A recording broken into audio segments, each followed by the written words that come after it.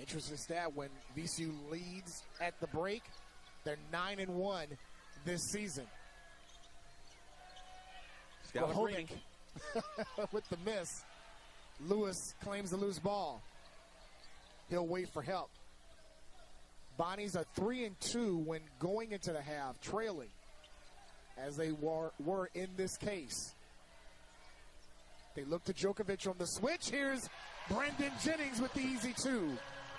Again, post-entry, the double team came. Easy layup for Brandon Jennings. Great cut by him as well. First basket of the afternoon for the sophomore from here in Richmond. Simmons for three. Ring it up. Laced it. An even dozen for Daryl Simmons to tie it at 48. Came in 13th in the A-10 in scoring this season. And with a guy that can score like that, you just don't want to give him open threes. You got to fight through those screens. Mitchell claims his fourth rebound off the Lewis miss. Bonnie's basket gives them the lead. Mitchell against Djokovic. And Jennings with the rebound. And last touch by Mitchell. But again, you see how VCU is struggling to get clean rebounds? Like, if he gets that clean, they can get out in transition. Bonaventure can't set their half-court defense up. But Bonaventure just being able to get their hand in there, making VCU face this half-court defense consistently, that's a recipe for a victory. That rhymed. I like that. Well, you're the freestyler. The governor who can freestyle. Here's Tracy. Nice move on Charles to get the basket. Yeah, that was smooth. We've seen a lot of footwork this game. For both teams. They've been in the lab working. Absolutely. I'd love to see it. VCU back in front by 2. Simmons looks for Charles against Evans. Back tap, saved by Lewis. And Coach Schmidt didn't like that at all. I get tickled when I see coaches get upset. I don't know what's wrong with me. Here's Djokovic. The Serbian Savage coming through again. 21 Savage. 17 for Djokovic. Here's Mitchell. And Lewis claims the miss. Clean rebound. He's got numbers 2-on-1. Here's Jennings. And Coach Schmidt gets a timeout. As I mentioned, he played at San Diego with Coach Olin before they both moved to New Mexico. He was the Big West best hustle player and part of San Diego's NCAA tournament team. In fact, he's been a part of 3 tournament teams because he also played for the Gales of St. Mary's and was a part of their 2 NCAA trips, to include the 2023 game against VCU. I was going to say, what's a hustle? They got hustle player awards? They have a Big West best hustle player. Oh, man. That's beautiful there. Nice Good look find. to Djokovic. And the Michael Serbian Bell. Savage brings another sledgehammer for VCU. You've been joked. And another unselfish play by VCU.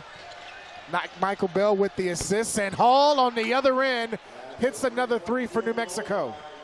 You got to get there. Hall is one of these guys that you have to guard. You have to make him go to a second option. If you allow him to go make a read off his first option, he'll make you pay majority of the time. Team's leading scorer came in 14th best in the Mountain West in scoring. 6-point lead for VCU.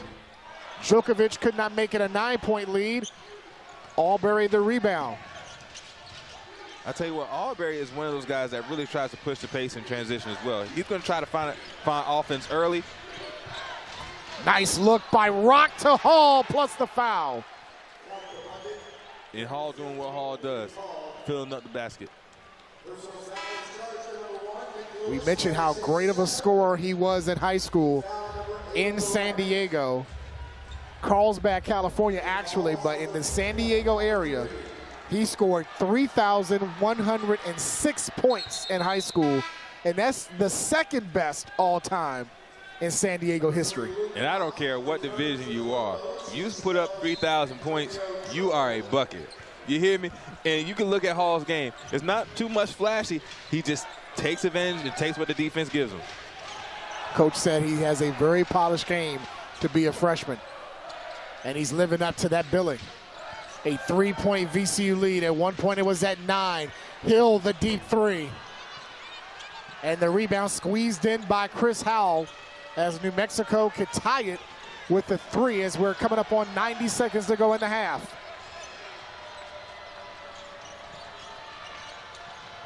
Ooh, good move. Alberry goes up against Djokovic, draws the foul on Lazar. Oh, and said a couple of things. Alberry saying a couple of words to those courtside here at the Stew. We got the crowd here at the Stew, very different setting than we had last week as the Rams control the opening tip wearing the home white against St. Louis. That boiling water alert was insane. And I love City got messed up because of that. I love basketball, but I'm glad I can take a shower. Russell a little long for the 3 and Isaiah Float the rebound. I concur with that. Avila from straight away and hits for St. Louis. Avila can shoot the 3. He's 37% from behind the arc this season, and the Billikens out in front. And that was a mental breakdown by VCU on defense, not getting matched up in transition. That'll seal the matchup against Gibson Jimerson. Jack Clark for 3, ringing up. And I know that feels really good for Jack Clark. He's been struggling out of the way with his shot, but that one is a good sign for VCU. He was 1 for 29 from 3 in his last 10 games. But that one looked pure, and we're tied at 3. Stepped into a confidence. That's an interesting matchup to watch as well with Swope and Phil Russell. Toby Johnson, met up by Bamboye. Jimerson catch and shoot. Silva the rebound. Up ahead is And the VCU crowd is rocking early. break down the defense by St. Louis back in back. Absolutely. Rams have their first lead at 5-3. Stripped by Clark. Found Russell all alone for 3. VCU is locked in. Rams won an 8-0 run to lead by 5.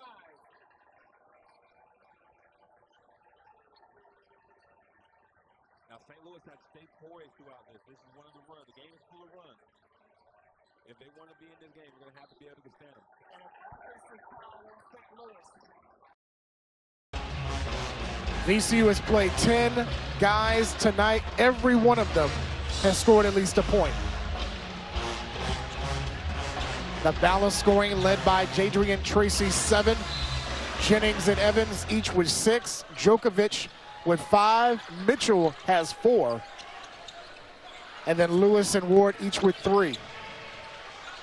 Well, that's part of their DNA. A lot of different guys who score the ball because they share the ball so much. Good jab set right there.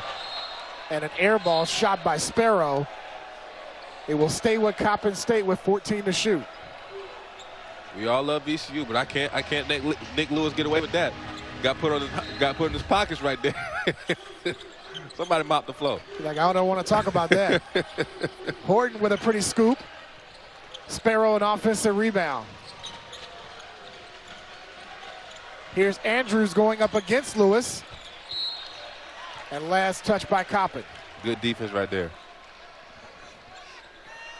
That was good boxing out right there. We had talked about it earlier in the game about how many offensive rebounds Coppin State had picked up early on. Absolutely. And when you're such an athletic team, you find yourself building bad habits of just turning and jumping because you're used to being able to get away with your athleticism. But when you play high-quality teams, you're going to have to get back to your fundamentals. Turn, find somebody, put your body on them, and then go get the rebound. Evans with a strong move. Came right off that screen and accelerated down the lane with the sledgehammer. Barry Evans with the smirk. This is too easy. A 24-point VCU lead. They've led from start to this point, and a reach-in called on Barry. As we go back to that last dunk by Evans. And just poor communication by Coppin State. What they're doing on the screen, are they switching? Are we hedging? The answer was neither. If you're a defender in that setup, what are you trying to do, especially the defender guarding Evans at that point? Well, either way you want to guard the ball. You know, obviously communication comes first. You need to discuss what you guys are doing. I don't know what coach instructed them to do, but if they were going to switch, you communicate it and you push the defender over. If you're supposed to be hedging, you got to fight over the top. But he went under, so I'm confused with what was supposed to happen. Gordon a little long on his jumper. Hill racing down court off the rebound. Looks for Mitchell in the lane. And scores over Ire. This run is now at 19-0 over the last 4+ minutes for VCU. And I tell you what, this is going to be good for VCU to get Mitchell these minutes, especially with the absence of Furman. As they go to Atlantis, you want to get your feet wet before you hop in the water. Mitchell was 6 so far in the game. Ire inside, had his shot blocked. It'll stay with Coppin when we come back after our last media timeout of the half.